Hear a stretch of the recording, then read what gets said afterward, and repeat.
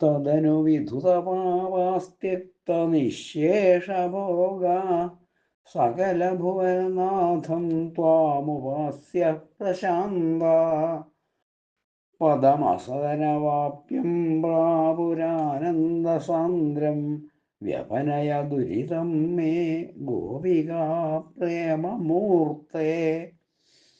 പിന്നെ പ്രശാന്തചിത്തന്മാരും സർവവിധ ഭോഗങ്ങളെയും ഉപേക്ഷിച്ചവരും എല്ലാ ലോകങ്ങൾക്കും നാഥനായ നിന്ദ്രവടിയെ ഉപാസിച്ച് പാപമകന്നവരും ആയ അവർ അസത്തുക്കൾക്ക് ചെന്നെത്താൻ സാധിക്കാത്തതും ആനന്ദസാന്ദ്രവുമായ പദത്തെ പ്രാപിച്ചു.